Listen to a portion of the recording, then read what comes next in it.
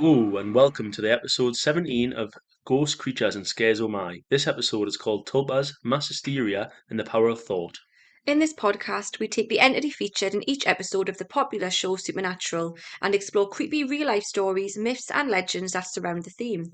This week we're looking at episode 17 of season 1 of Supernatural called Hell House. Sam and Dean investigate a house haunted by the ghost of Mordecai, a man who killed his six daughters during the 1930s. The brothers discover a website dedicated to the Mordecai legend and realize the town is unknowingly conjuring up the evil spirit through the site. So, for this episode, I try my best to look at what the theme is. Sometimes it's really obvious. So, for example, excited about the next episode, which is going to be episode 18, because that's witches. So it's really easy to latch onto that, and it's a really clear one. With this one, I thought we could go down the route of haunted houses, but I thought something more interesting. Am I right, Matty? Now you're the supernatural expert. In this episode, this is the one where the creature itself is generated through the actual collective town thought and belief that he exists. Is actually the thought of everyone being scared of him has actually generated this monster from thin air. Yeah, it's The like energy of fear. it's because the town, the people who set the house up put a symbol in the house, Mm. and the symbol's like a thingy of when too many people believe something and they're all Mm. looking at this symbol, the thoughts generate what they're thinking. Yeah, so that is really interesting to me because it reminds me a little bit of American Gods, which I thought was a really interesting. It got slated American Gods, but I thoroughly enjoyed it. It got cancelled, didn't it? It did, The series. But I thoroughly enjoyed it. It's the idea that these creatures or entities or supernatural beings, I suppose, deities, can be actually created and be given a life force just through the energy of people believing in them. believing in them. Yeah. Which you can argue things like God himself, herself, Santa. You know what I mean? Or can these things? Are we so powerful? Is thought so powerful that it could even generate something like that to be real? It's just How it's dare you? Santa is definitely yeah. real. This is just interesting, and also I scribble things down as I go. I wrote Skeleton Key here. This is one of my all-time, I think, favorite horror film would probably be Sleepy Hollow, if that's a horror film. Probably. Yeah. Kind of, but I think Skeleton Key's up there. And funnily enough, Skeleton Key by horror fans gets absolutely slated. People think it's trash, but I really really love Skeleton Key. I don't know what you think about it. It's all right. I'm more of an I think insidious kind of guy. Yeah, but I think with it being set in New Orleans and it's really creepy. So basically, if you haven't seen Skeleton Key, the whole idea of it is I think it gets slated because it is very flippant on like hoodoo and culture and it's Haitian culture. But basically the whole idea is that you can only be affected by hoodoo black magic if you believe in it. So they make this girl believe in it and then they essentially take her body, which is very similar. It's the same kind of idea behind that program and book. Behind Her Eyes, the one where you know which one I mean, where Yeah. the Just creepy guy, turn it into a TV show, didn't it? yeah, the creepy guy kind of goes in her body through, but that's kind of it's more kind of through what we talked about last week, isn't it? Through but anyway, I'm getting off the point. So we're going to focus this week on the power of thought itself.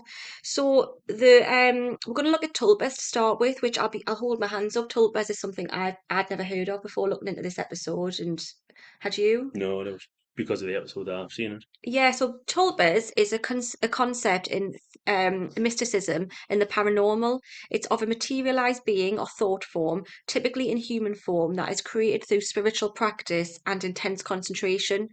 Modern practitioners, even, who call themselves tulpamancers, use the term, it's a good bio, isn't it? Tulpamancers. Like that. Use the term to refer to a type of willed imaginary friend which practitioners consider to be sentient and relatively independent. Modern practitioners predominantly consider tulpas to be a psychological rather than a paranormal concept.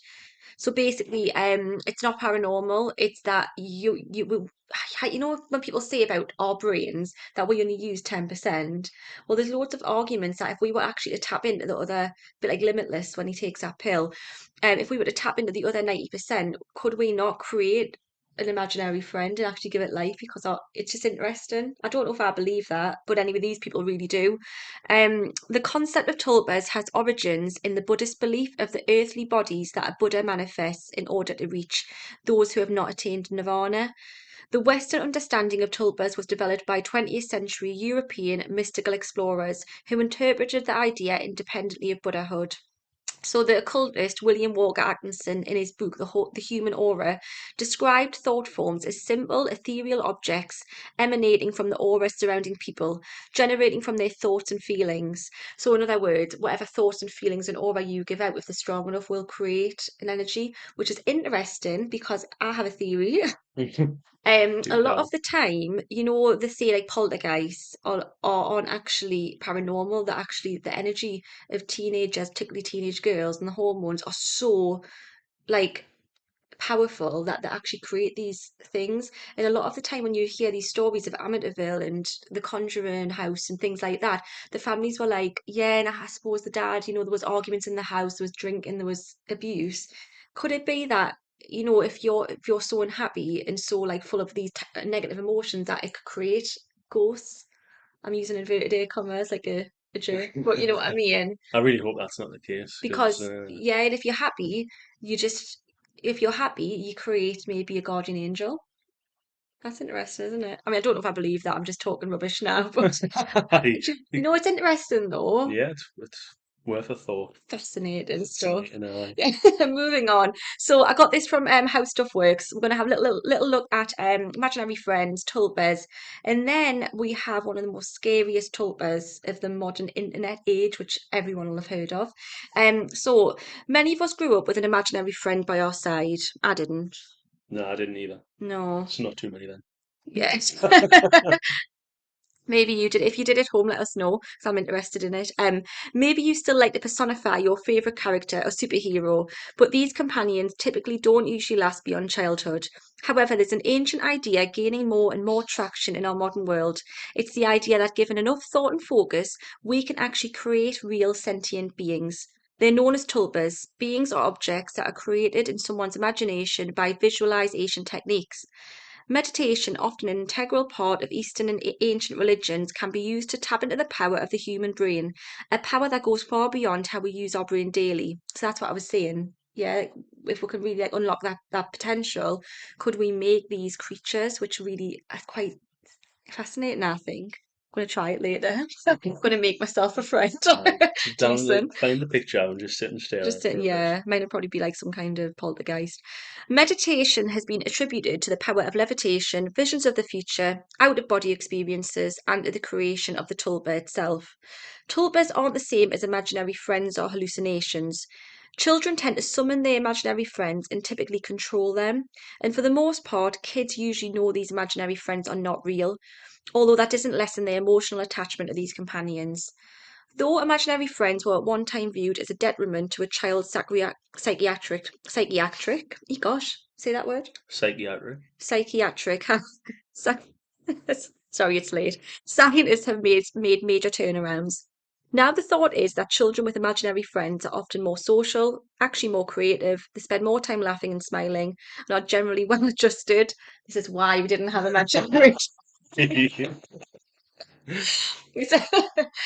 It could be the imaginary friend helps a child learn empathy, sharing, and even nurturing skills. Maybe for kids who are only children, because like I had a little sister, and I still do. Do you know what I mean? When I was a kid, so you kind of you nurture your younger sibling to an extent when you're not picking on them.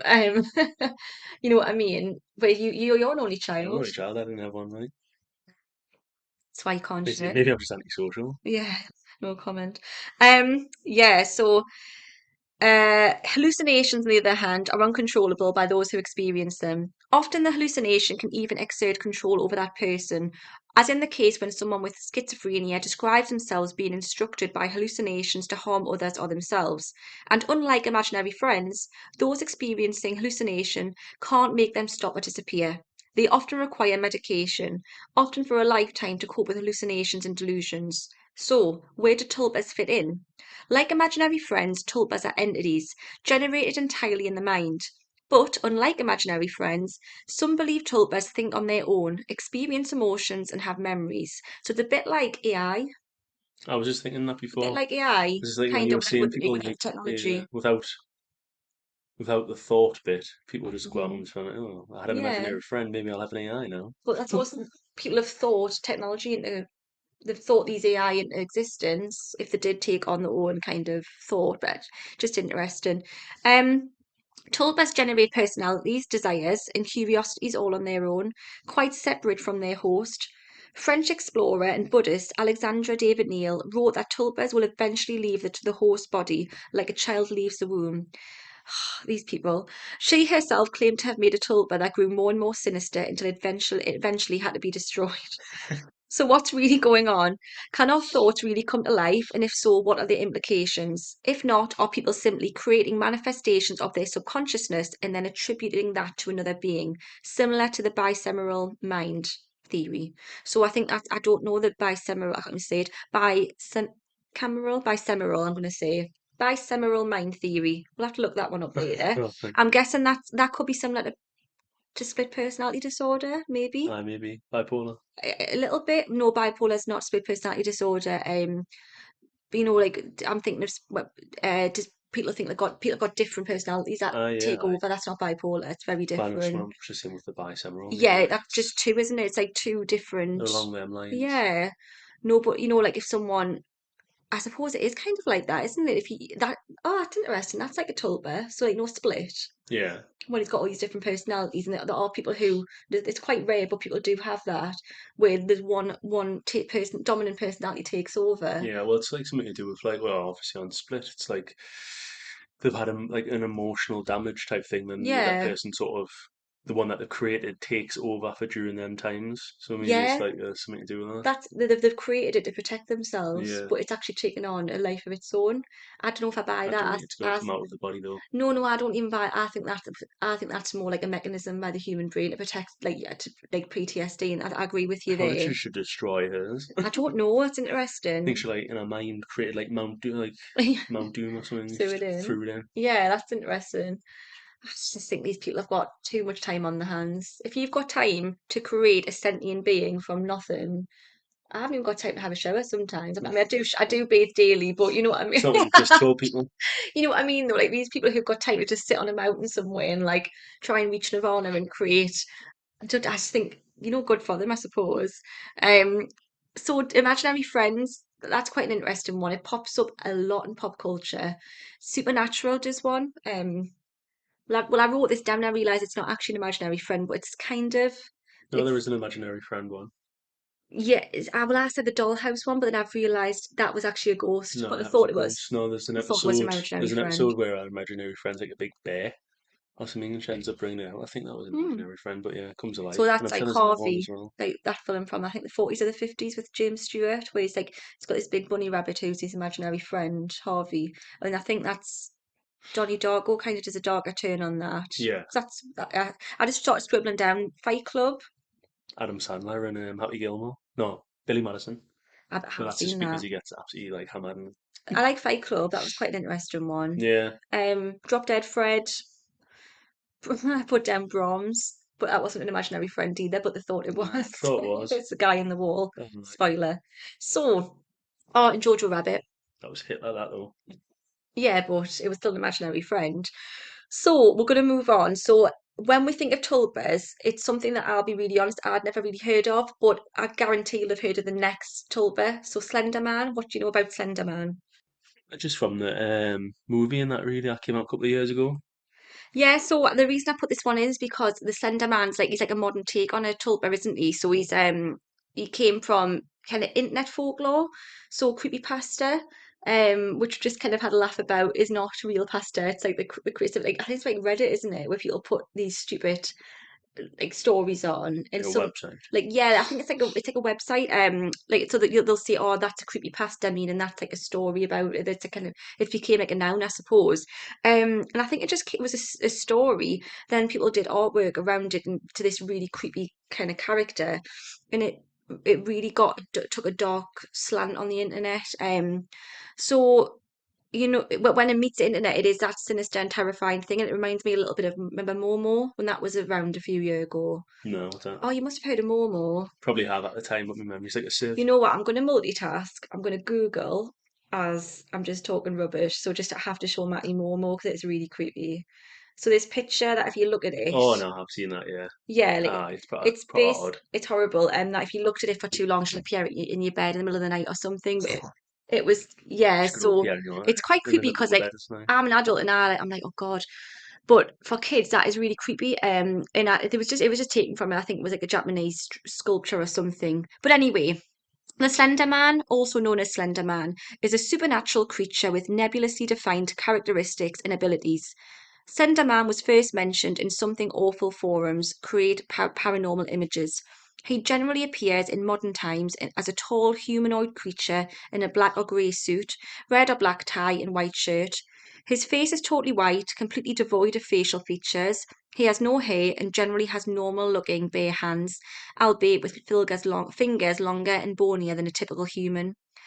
Slender Man has been depicted in imagery, in literature at anywhere between 6 and 15 feet tall, which is a bit of a discrepancy there. Aye, 9 feet off.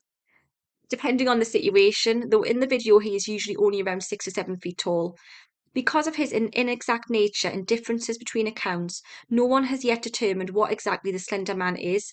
Currently, there are two leading theories as to what Slender Man may be. The Tulpa effect, so thought, or quantum theory, which I don't really understand. I don't really know what quantum, it's too scientific for me, that It's one. like different like universes within Is that inside what it their own type is? thing, isn't it? I'm Like a sure. parallel universe he slipped through or something. Yeah. He's creepy, I think, because of like he's got no facial features and things, and he's just got no. I think when you take away someone's facial features and expression, you take away the humanity. I think he looks like his face looks like, Watchmen. Oh, I don't know that. Oh, how you've never So seen Watchmen? no, I'm Oh. guessing it's some kind of There's a DC guy, thing, there is, but it's like a guy on like one of the heroes on it. He's got like he right? wears a mask and his face like changes, like All he's got right, like black, like it just changes his face changes and stuff. That's what I yeah. imagine. I can. It's kind of like it takes away the human effect, though, doesn't it? Like it could be he's just not going to care if he kills you, kind of thing. I think. So the internet popularity of the Slender Man has spawned a massive number of interconnected ARGs, action role games. Well, it's ARGs. ARG. Well, it's Oh, ARPG, role playing game. So ARG. massive number of interconnected ARGs. I'm gonna Google it. You're gonna keep guessing. Hmm. I've got no idea. Come on, give it a guess. A really great game. Alternate reality game. Alternate reality game. Yeah, uh-huh. So it's interconnected alternate reality games, collectively known as the Slender Man mythos. Mythos. In almost every description of Slender Man, his attributes will vary, sometimes greatly. However, his basic appearance and traits are relatively consistent across different accounts. His appearance has changed over the years, but the most common image and the most well known in the media is that of an abnormally tall human with long arms and a totally blank face. He is usually portrayed as wearing a business suit, which may be either real cloth or some form of skin, molded to take on the appearance of cloth. In the former, this would imply an intelligent being attempting to try to blend in. If in the latter, it suggests an extremely adaptive being that evolves to match its environment. So it's either like this creature that puts on a suit to look like more like a human, or just kind of like a creepy chameleon. It's in with humans, so it'll blend morph into a suit. I was thinking about it like it's just the shape to try and hide behind a tree if you're Mm, walking through the forest in the middle of the night and it's sort of yeah. heads just popping around the side of the tree. It's kind of that thing though, isn't it? Is it a tulpa or is it just when you know you think you see something? The shadows. Is it just that's where it's come from and someone's kind of built on that and created Slender Man and the internet's kind of ran with it. Um, so he behaves in what might be seen as a passive aggressive manner, a bit like me then. Often, often stalking targets for years at a time before ever attacking. It's understood that he tends to torture his targets mentally over long periods of time, using fear and paranoia to drive them to insanity. No one has ever well, he's obviously quite clever then if he's able to do this. Uh, You know what I mean? Strong resemblances going on there. If only you were a bit taller. And by a bit taller, I mean like Yeah. 3 or 4 times the size. No one has ever been able to explain the reasoning behind his tactics or the way he chooses his victims, and his motivations, sorry, have yet to be fully ascertained. He is rarely, if ever, portrayed in a good or benign light, and he is generally understood to be a malevolent force. Slender Man is a mystery. He looks like a human being, but he doesn't act like one. It is uncertain if he is a social creature, understands human languages or behaviours, or even why humans appear to be his primary targets. It sometimes seems as if he is capable of possessing his targets in some cases. Slender Man's mere appearance provokes fear. This is partially due to his towering height and overall unnerving appearance, and partially due to his behaviour, which is almost completely alien.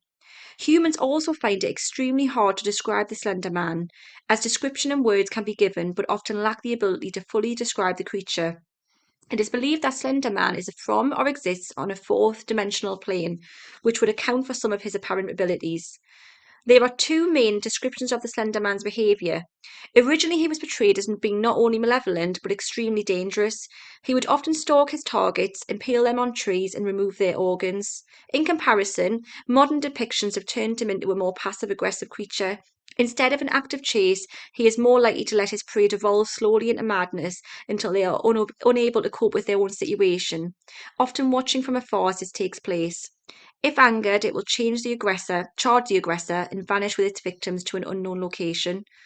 Modern interpretations also show that the Slender Man interacts oddly with electronic equipment and causes massive interference with audio and visual recording devices.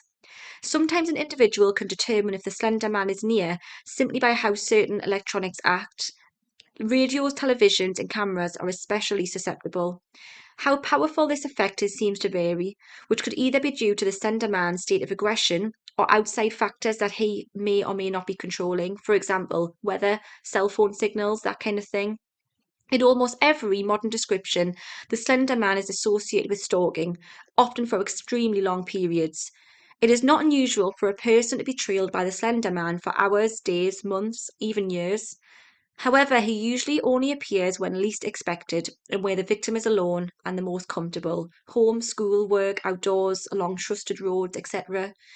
And often he also strikes when the target's defences are down, sometimes to the point where they simply have no will to fight him off any further, making for an easier kill. So, yeah, so he's this kind of tulpa creature that attacks when you kind of least expect it.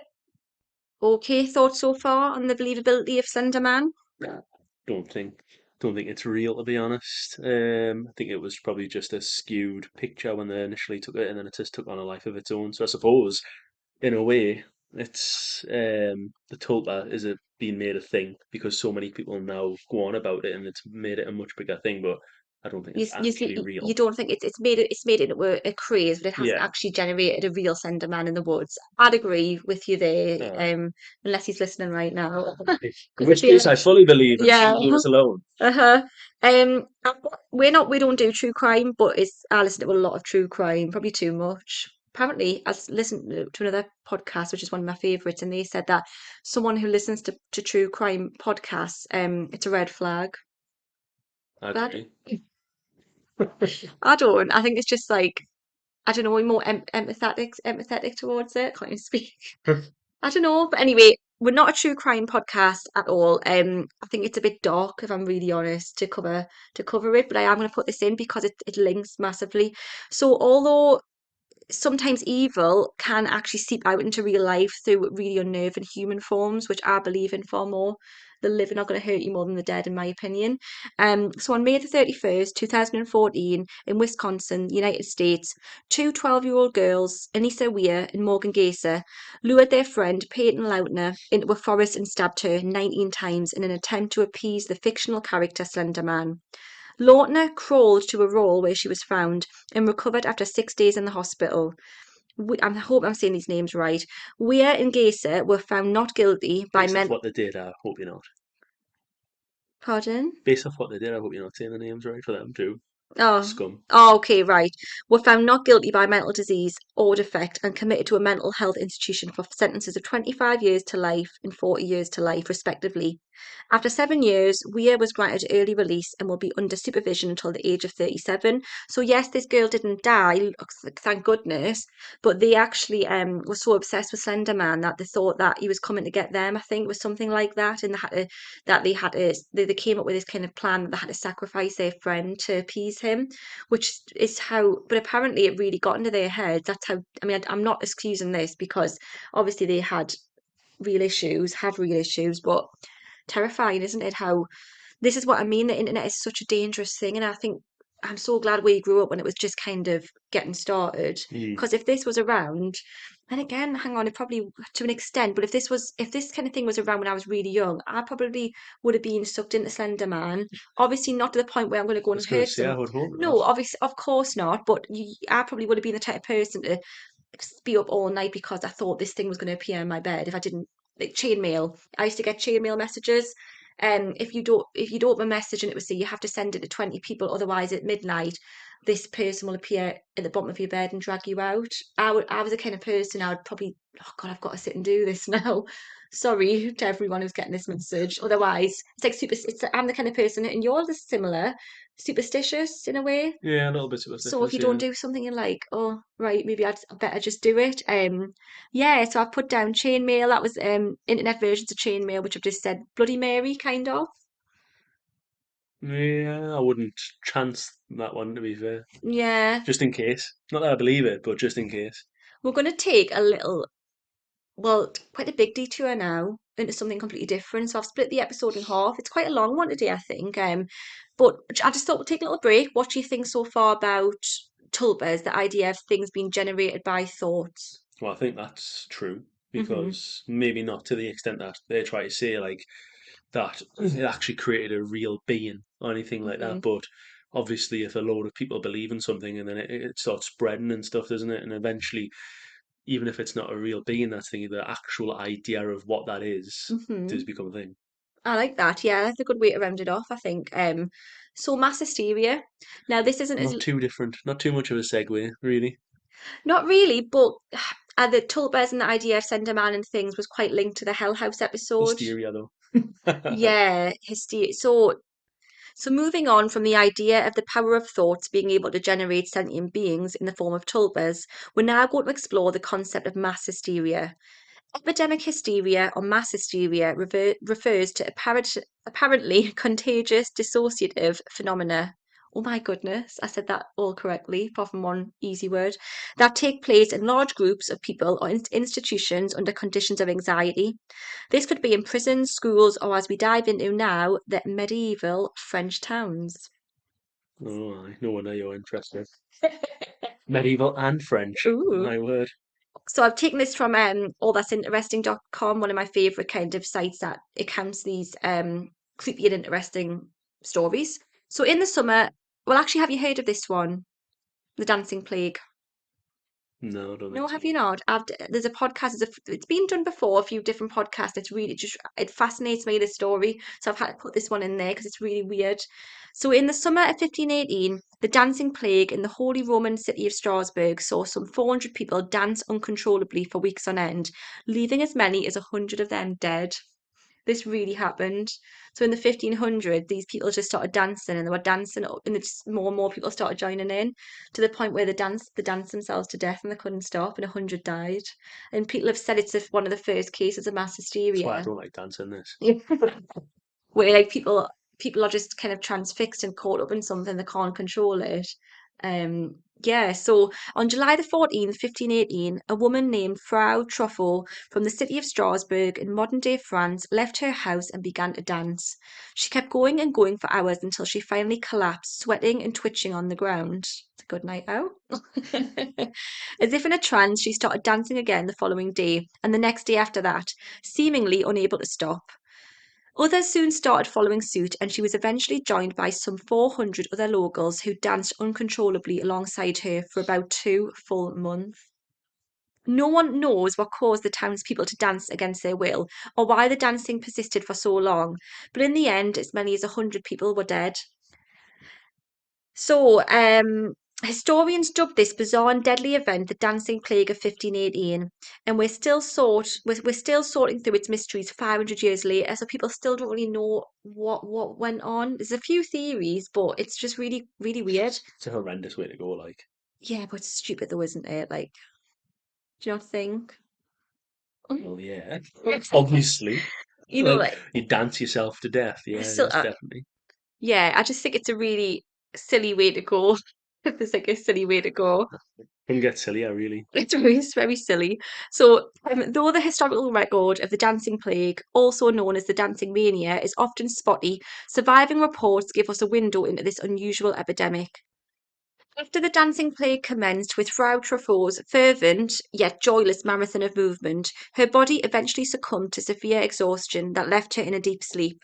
But this cycle, much to the bewilderment of her husband and onlookers, repeated every day, no matter how bloody and bruised her feet became.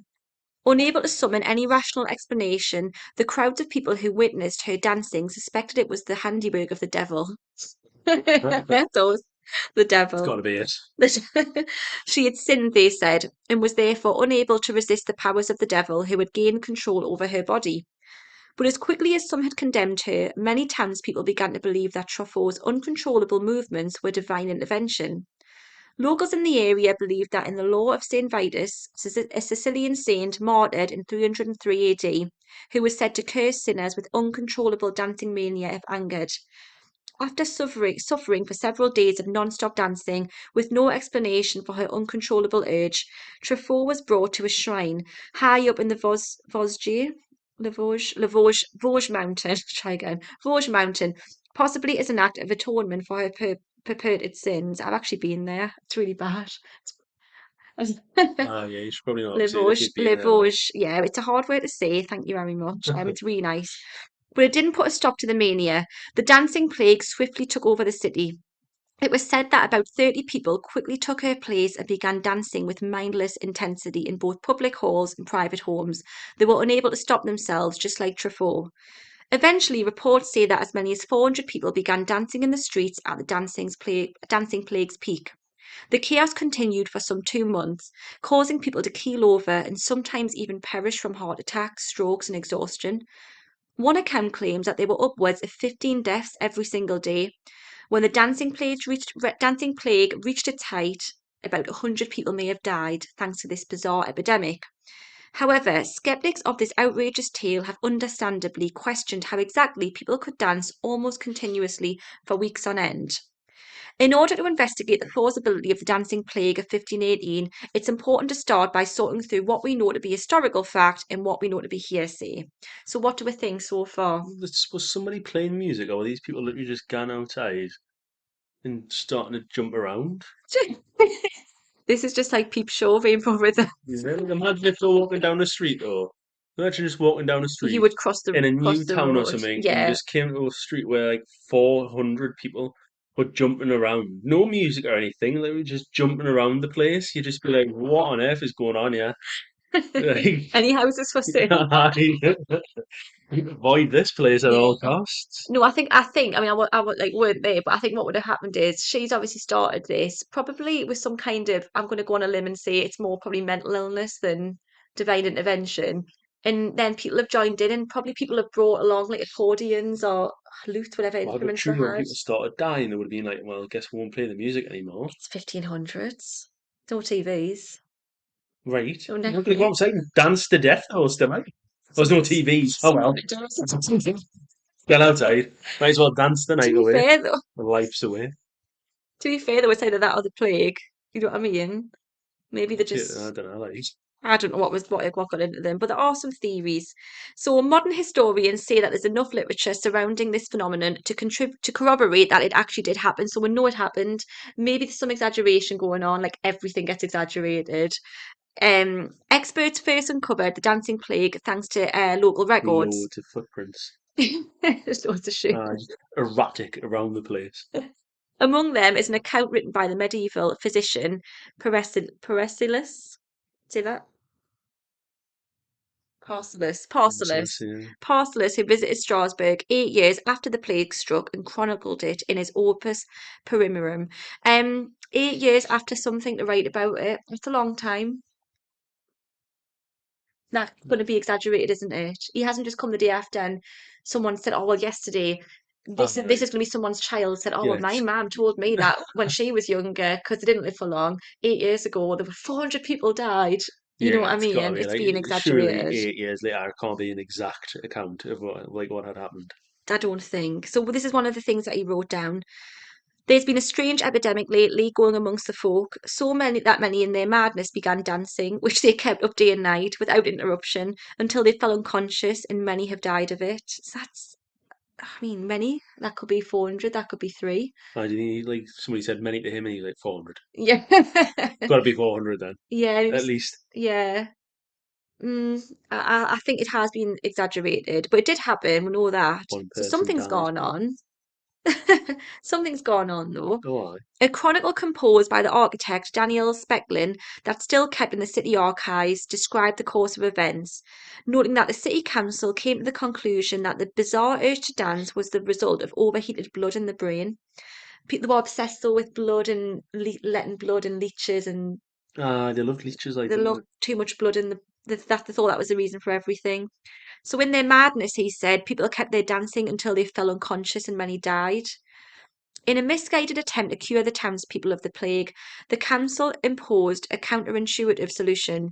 They encouraged victims to continue their dancing. So that's just the government, isn't it? I mean, it is.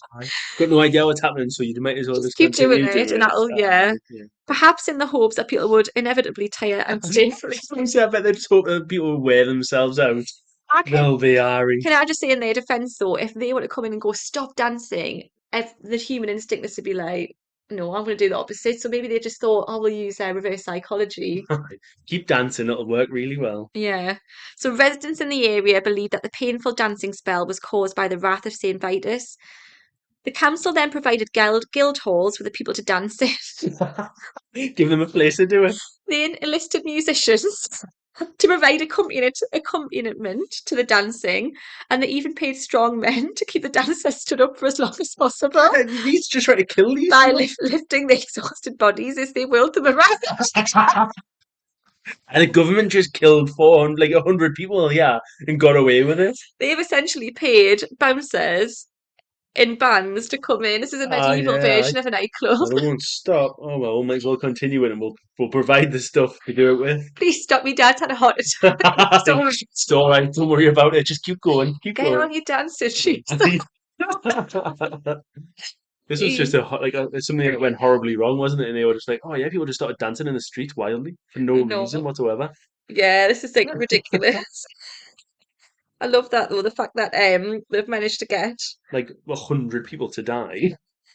If they look like they're gonna pass out, whirl the bodies around in the air as many times as you can. Why this typical government? After it became clear that the dancing plague wouldn't end anytime soon, the council employed the extreme opposite of the initial approach. They backtracked.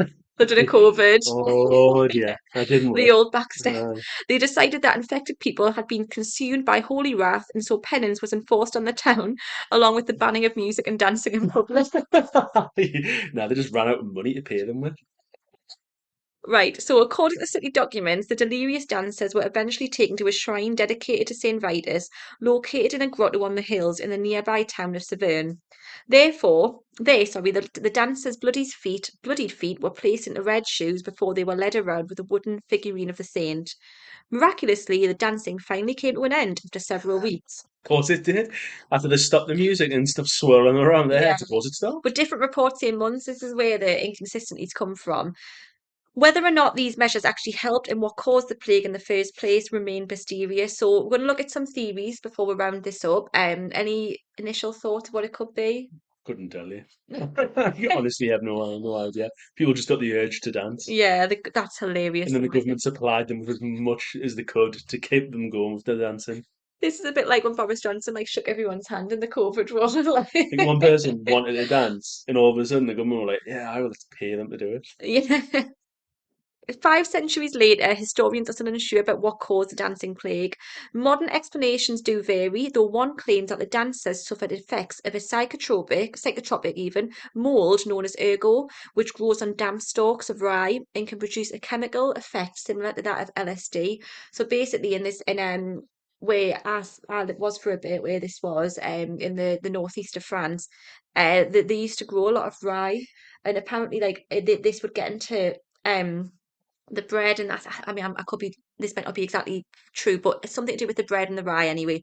And it made a chemical that was similar effects would go off into the air and you breathe it in. It was like LSD, which would explain. So all these people just blitzed off the mind. Yeah, so it really was like a Yeah, nightclub then, wasn't pretty it? much, yeah. But even though with ergotism, which some say actually caused the Salem witch trials and people going mass, well, that's another. I haven't mentioned the Salem witch trial too much because we're going to come on to witches next time. But that is an example of people getting carried away and accusing people.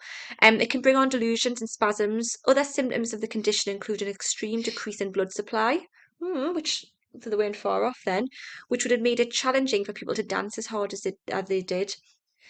Offering another theory, historian John Waller thought that the dancing plague was simply a symptom of medieval mass hysteria, which think could be the case. Um, in those days, I've said this before, they were so much more susceptible to believing and getting swept up in things. Yeah. I mean, I say that, but yeah, it happens now.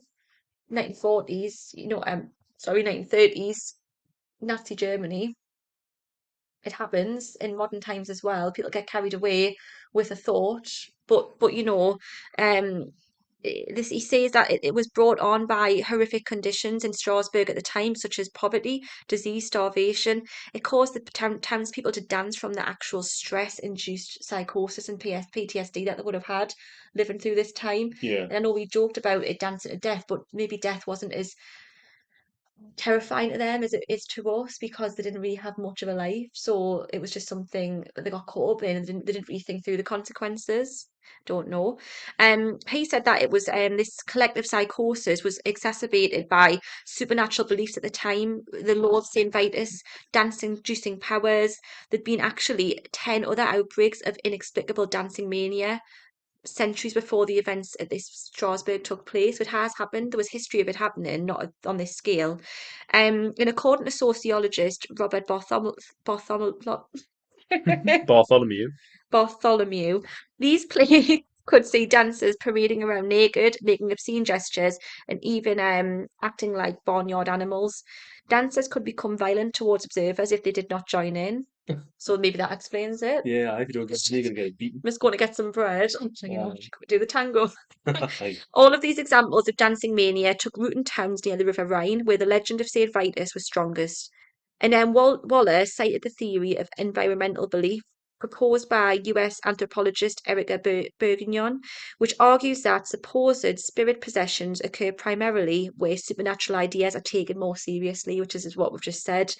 So, this in turn encourages believers to enter a dissociative mental state in which their normal consciousness is disabled, causing them to carry out irrational physical acts. This culture of believing in a higher power, Waller continued, made people susceptible to adopt extreme behaviours spurred by the dissociative state of others. So they said that if the dancing mania really was a case of mass psychogenic illness, we can also see why it engulfed so many people. Few acts could have been more conductive to triggering an all-out psychic epidemic than the councillors' decision to corral the dancer into the public part of the cities.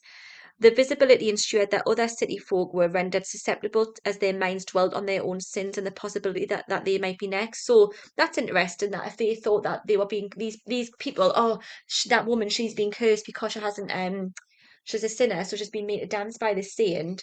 Maybe they were like, oh, hang on, I've done something bad. It's going to be me next, so I may as well just beat them to it and just Get join on in with it. now. Yeah. Um, so it's quite if that theory of mass psychological illness does indeed explain the dancing plague, it's a prime and terrifying example of how the human mind and body can work together to create chaos. So before we'll round up and have a little chat about it, I just wanted to put in another one too because we talked about this incident, we talked about briefly the Salem witch trials.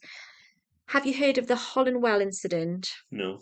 This gives it more credibility because this happened in 1980 in the UK in a school fair, in a place called Hollandwell. It was a typical, the kind of summer school fair.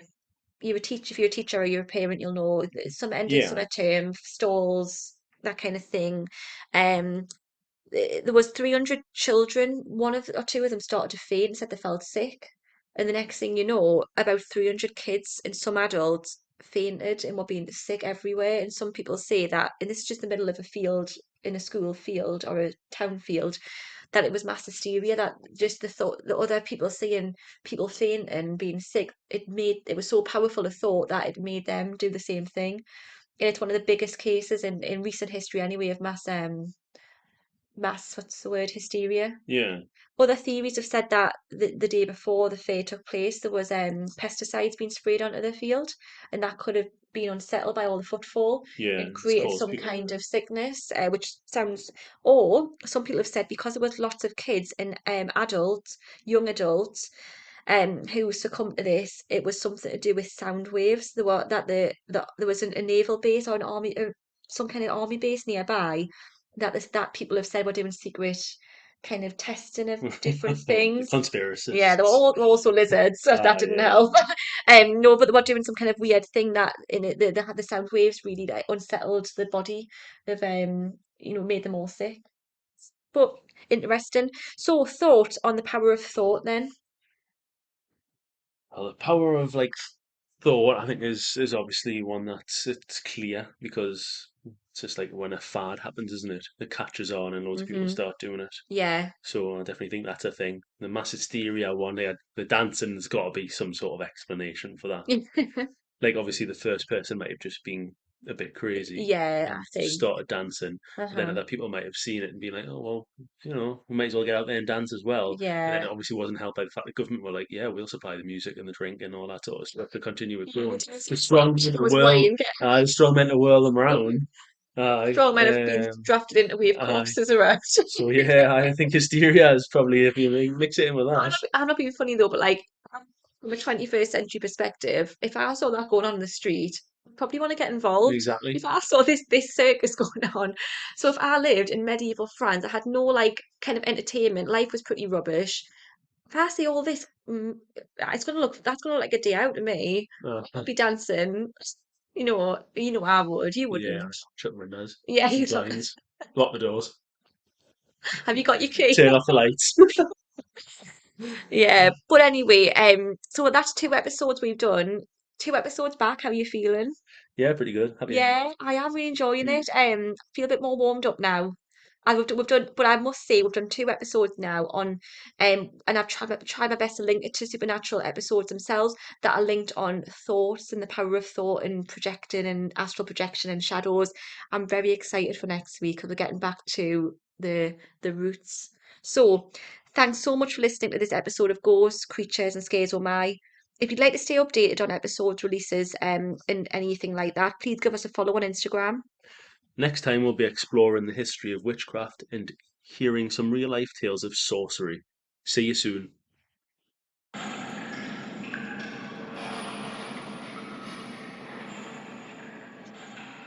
Ooh, and welcome to the episode 17 of Ghost Creatures and Scares Oh My. This episode is called Tulpas, Mass Hysteria, and the Power of Thought. In this podcast, we take the entity featured in each episode